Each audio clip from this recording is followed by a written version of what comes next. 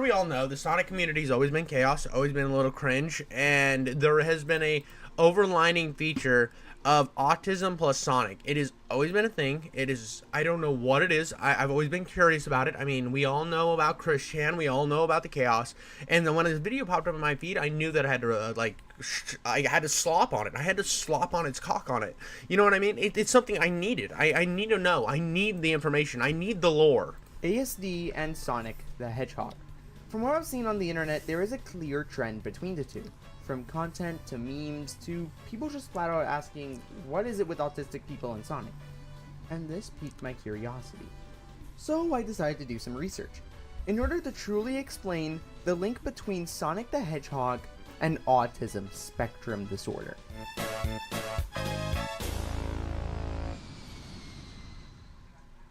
For this video, I decided to split my findings into 3 different topics. Before we get into the nitty-gritty, I should probably explain what autism exactly. So I wonder if it's gonna go into like the furry fandom and stuff too, because I have nothing against the furries. I think they're cringe. I don't want them near me, but at the same time, like, do whatever the fuck you want. You're a grown adult. Who fucking cares? But there has been I remember reading somewhere that there is a huge tie between furries and autism as well, and I think it's just that general innocence of that mindset of like loving like cute fuzzy things. And you take Mario, yeah, he's an Italian, so he's a fuzzy thing, but he's not as cute as something as like a Sonic, I guess. I don't know if this guy's gonna go into that, but we'll see. Exactly is first. Autism spectrum disorder, or ASD, is a neurological disorder affecting the way a person socializes, behaves, and learns. The exact cause of autism is still unknown. However, scientists have found that it's typically genetic and can run in families. Dude, I'm dead as fuck. Dude, you have Sonic autism running through your family at Mach G forces. Only Captain Eggman can stop it. And that's Alex Jones. I'm just kidding.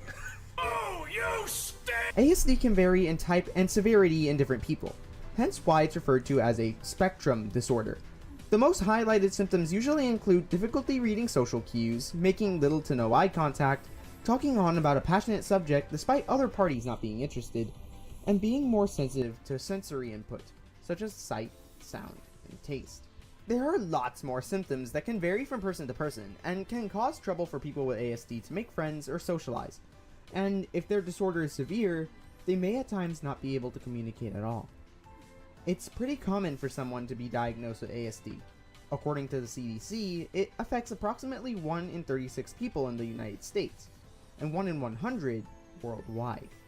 Autism is a common neurological disorder that affects one's form of communication as well as their senses. People with autism are often hard to communicate with, and the way to do so properly depends greatly on the severity of their disorder.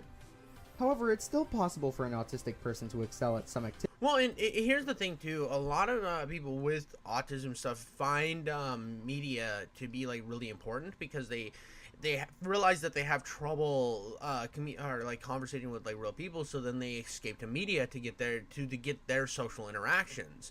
And video games are a perfect escapism for that, because they get to experience these interactions in a game and interact with them. And in a way that they get to experience like this like communication escapism, and then it also helps them with like better skills into the real world that they think that they can correlate. There's a lot of things that go into that, as well as like I don't know, any person I've ever known with autism loves themselves some cartoons. It's the colors, it's the vibrancy. There's a lot that goes along with it. Activities most would find challenging. Again, I'm not a fucking doctor. Not a doctor, guys. I'm just kind of an idiot that says shit online. And that pretty much sums up the basics. Now that that's out of the way, it's time to get into the fun stuff. Sonic the Hedgehog. He and his friends need no introduction. Introduced in 1991, the series would go on to take the world by storm, spawning a long-running comics line, 7 television series, a multitude of attractions around the world, and even 3 blockbuster movies. Sonic is everywhere, and his bright blue color... Excuse me? We don't know if the 3rd movie's a blockbuster yet? No, I'm just kidding.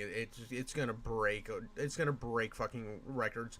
Sonic 3 looks fucking awesome. Sonic 1 and 2 were good movies. I don't care what you say. I think both of them are good movies. I think they're both better than the Super Mario Bros. Movie, and I actually enjoyed that. I think we are in peak fucking video game adaptation time period right now. We finally broke through the Uwe Boll world. I know I glazed Uwe Boll in my last reaction commentary video about the fucking Postal thing, but that was his only good movie. For the rest of them, he just shit on every IP. But it's great to see that there's good adaptations coming out, and Sonic, I feel like, was one of the big forces, especially how they listened to fans and really worked the movie around feedback. Gives him away pretty easily. Which brings me to my first topic, sensory appeal. Think to yourself, what is it that makes the Sonic series so iconic? Is it his super speed and his love for freedom? Or what about the huge and colorful beloved cast of characters? Or maybe it's the recognizable and catchy music that comes with every game. Well, what about all of those things? Because of autistic people's higher sensitivity to senses, they're in turn more sensitive to certain stimuli. Bro, exactly what I was saying with cartoons. I'm just too stupid to put it in a very nice explained format as this guy. Thank you for doing the heavy legwork. I will keep making ass and taint jokes over on this end. Making them more fixated on certain details or features. One of the most common findings in my research, more specifically when I googled the question up front, were the colors of the characters. Sonic has a very colorful cast. Almost every character has a certain color assigned to them, typically reflecting their traits. Let's take a look at the main crew, for example. I mean, yes, this isn't. I know that it's like important to keep the different colors. What I think that Sonic did a little different than something like Mario as well is it didn't just take the colors, because the colors are important when choosing a video game character when you're going to play as them, because you need that distinct difference, especially in the pixelated era where everything looked like fucking gobbledygook asshole. But the thing that Sonic did so much different than Mario is it didn't just put a fucking green hat on its brother and say, this is Jerry the Hedgehog. The big difference was they completely crafted a new character with a new gameplay style, and they were like, yeah, this is Tails. Tails plays this way. This is Knuckles. He plays this way. And they were incredibly distinct. Like, you look at Tails, he's not going to be the sprinting machine. He's got the two tails so that he can fly.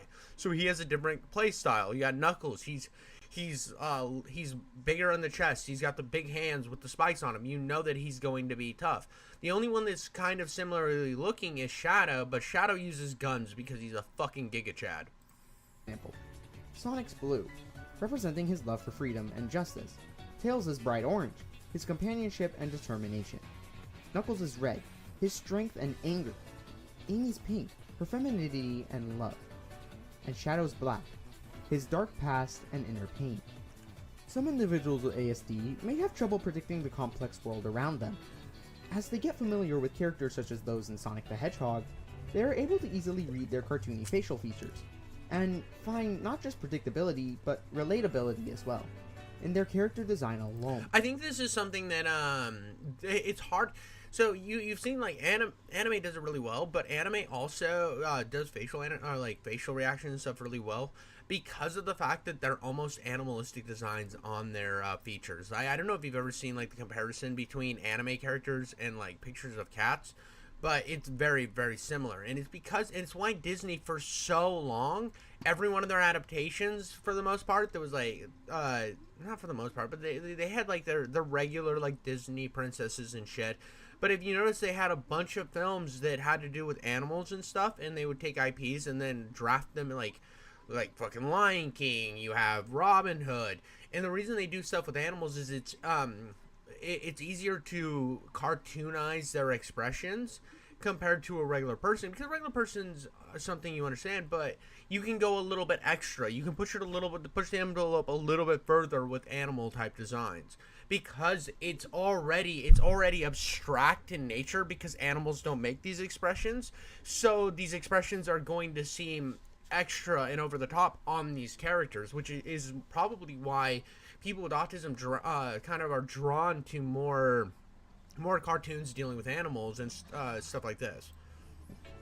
And through this, they may find solace. You may find some individuals choosing their favorite character over other ones, with their color being a major factor as to why.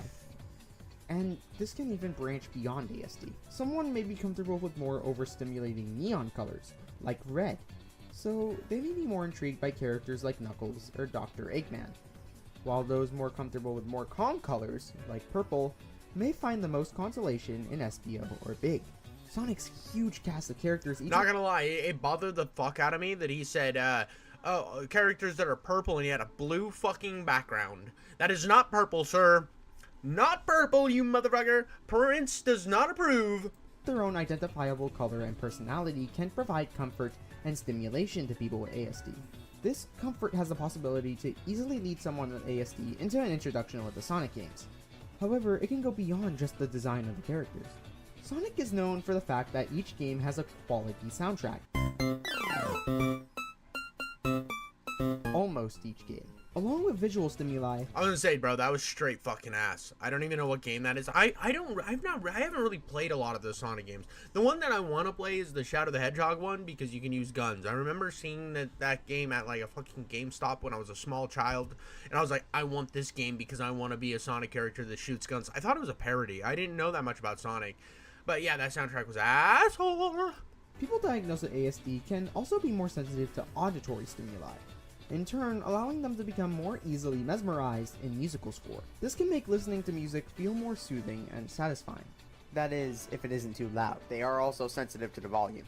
Sonic's high-quality soundtrack, as a result, can easily draw in players with ASD. Iconic songs like City Escape, Sonic Heroes, and Live and Learn, as well as instrumental pieces. Also, it's funny that Sonic just kind of fucking straight ripped off Dragon Ball Z. They're like, oh, look what Dragon Ball Z's doing. Well, Sonic is now Goku. He's blue fucking furry Goku. Goku now is going to furry cons and having weird furry sex. Let's go! Like Emerald Coast, Kingdom Valley, and Studiopolis can play a significant part in enhancing the gameplay experience of someone with ASD.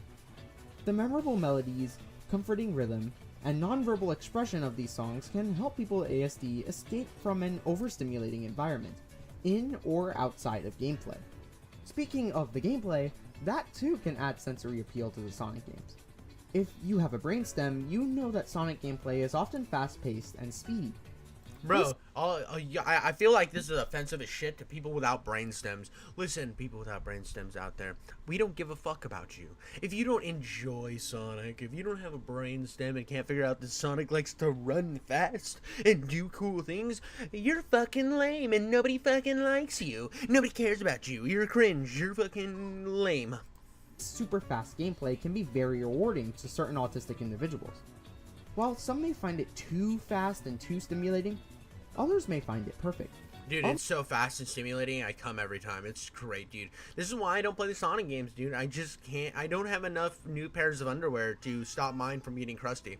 Other individuals with ASD may be more stimulated mainly by the aesthetic or the visuals of the more stylistic games, like Sonic Rush, Colors, or Generations. The Sonic series of video games has a load of potential in terms of sensory appeal for autistic individuals. The colorful and cartoony design of its characters, its high standards for music, and speedy but stylistic gameplay can all cater to people with ASD really easily. The majority of those diagnosed with ASD will find a soothing and stable experience in not just the games, but other forms of Sonic-related media as well, and likely get them hooked. Which brings me to my next topic, special interests.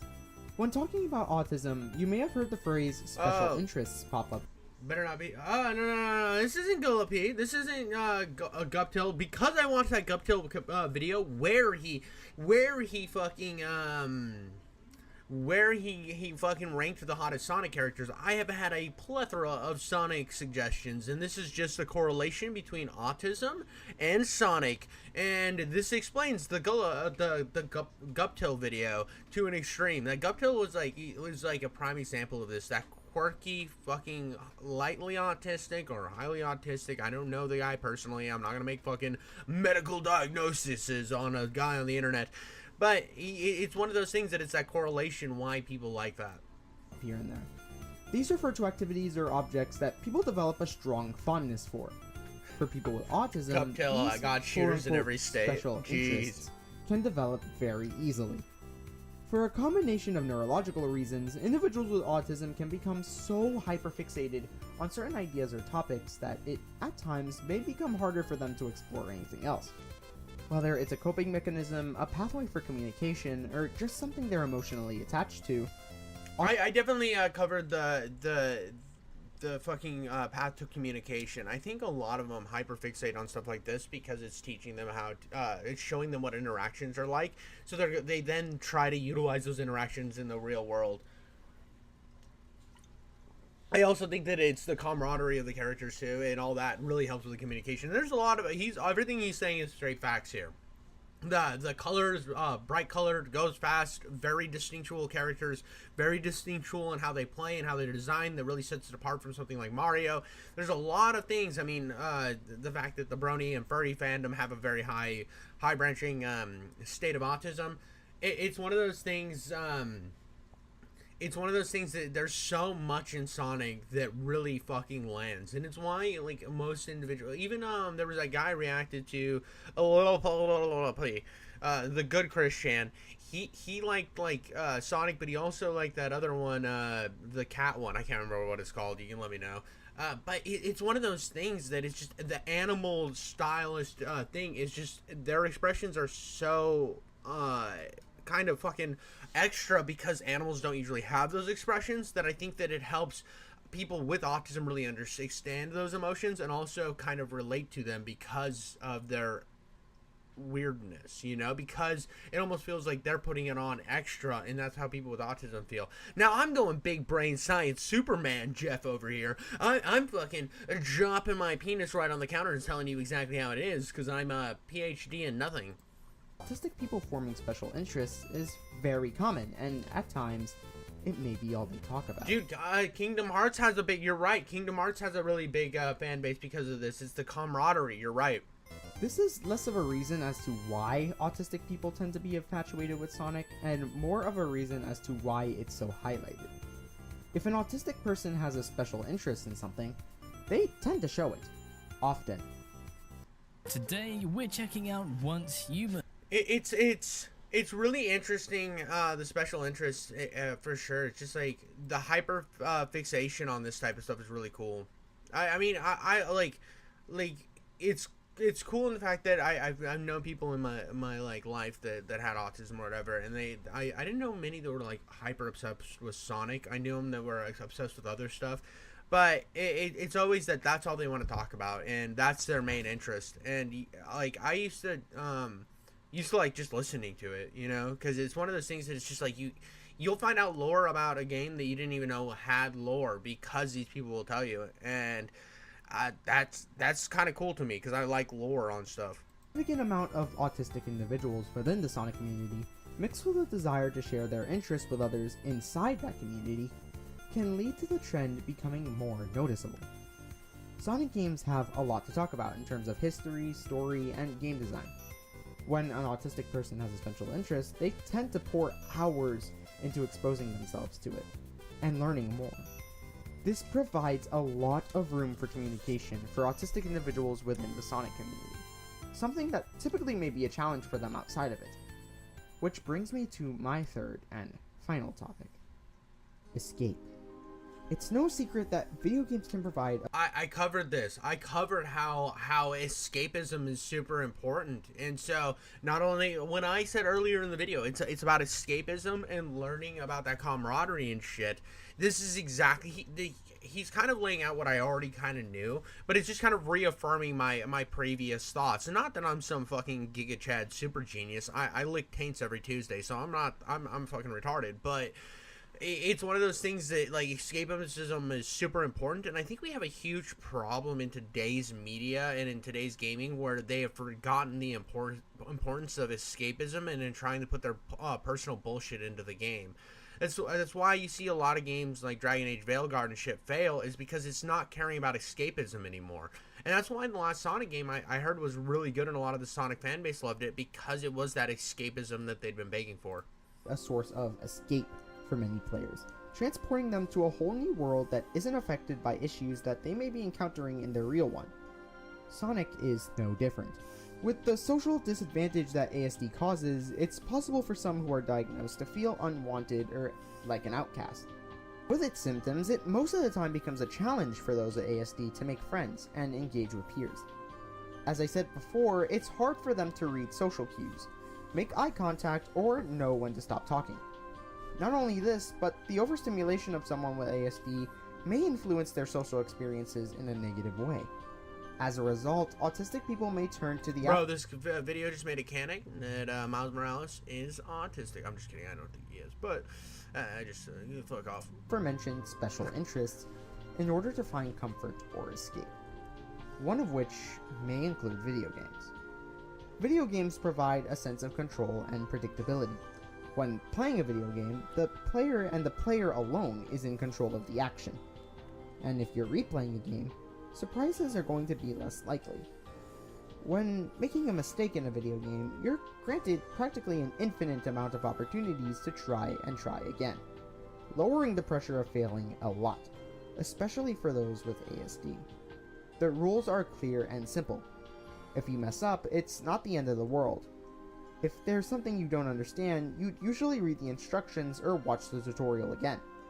And this goes beyond Sonic the Hedgehog. Super Mario, Rocket League, Fortnite, Persona, whatever it is, video games offer a virtual but controlled environment. As a result, those with ASD may find video games a place of safety.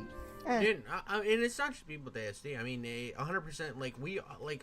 Any people without autism have want that same escapism, and like I said, that is a huge problem in the video game world today. Is it's not offering that escapism anymore. It's trying to do what movies did, and that's why people stop going to movies, is because you don't feel that escapism anymore. You don't feel that wonder because it's lectures, that you're sitting in a lecture hall. And one thing that I think is super important that you have to remember, that you can have something that is just simple fucking fun, and it brings people in. And it's what's beautiful about this medium and about entertainment in general is the real world's boring, it's mundane, it sucks, and sometimes it's nice to just escape and get this great fucking release. It's that sweet release for a moment of time to fully immerse yourself into something. And because of the hyper focus issues, that not really issues, but the things that go along with autism, is cool that they get it. They get it better than we do. and as I mentioned earlier, offers them a community of like-minded individuals. Sonic isn't the only gaming franchise that works well for autistic people. Video games as a whole easily attract those with ASD because of their defined rules, lack of pressure, and a sense of control and belonging. Social interaction is important, don't get me wrong. What I'm saying is that those with ASD who just feel overwhelmed with communication in their surroundings will likely take a break and immerse themselves in video games from time to time, and find a comforting escape. Video games like Sonic the Hedgehog. And that is my explanation of the link between Sonic and autism. Remember, Sonic is... I like that he's put these little fucking addendums in the video right here. I mean, you didn't need your webcam, buddy. This video is perfect without it. I have this thing where when I do videos sometimes, like my Friday videos. My Friday videos are my bread and butter. Those are my favorite thing that I make. My video game breakdowns.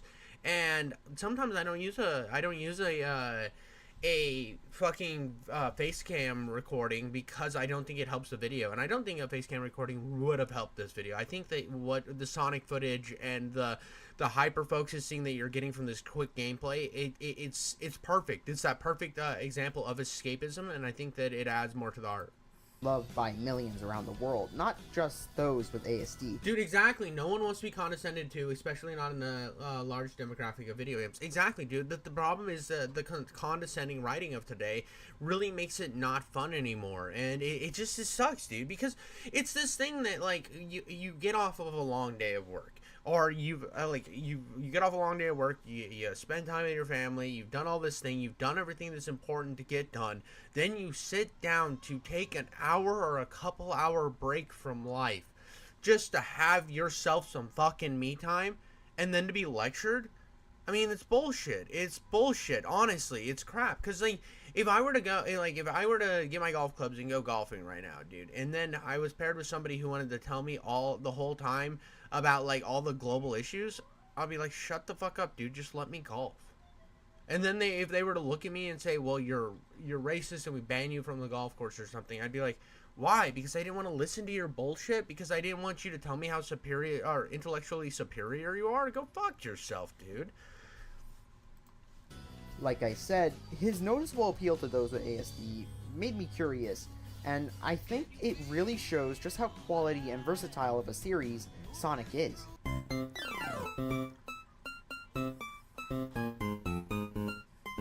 When it wants to be. Honestly, this one was pretty hard to make, as the intricacies of autism are still very complex. I found it challenging to put it all into words that make the video more than 7 minutes, but here we are. I did it. Hooray!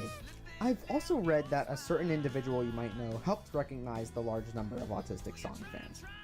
I didn't want to get into that because I just want him gone from the Sonic history book. Look, if you know, you know. That's all I'll say. It's fucking Christian. It's Christian. Christian's the most important Sonic fan to ever live. Don't you besmirch his name. If you enjoyed what you saw, feel free to like or subscribe. Bro, shit on Christian, which is fair, but come on, man. Come on, man. We know some Sonichu. We know some Sonichu over in this realm of the internet. Bro, you can't hide from Christian. He's intertwined with Sonic forever. He will always be intertwined with Sonic. It has happened. He is the most documented man on the internet. There is no getting away from him. If you didn't, comment and tell me what you changed. Either way, it'd be fantastic and would help me out greatly. Thank you for watching. Bro.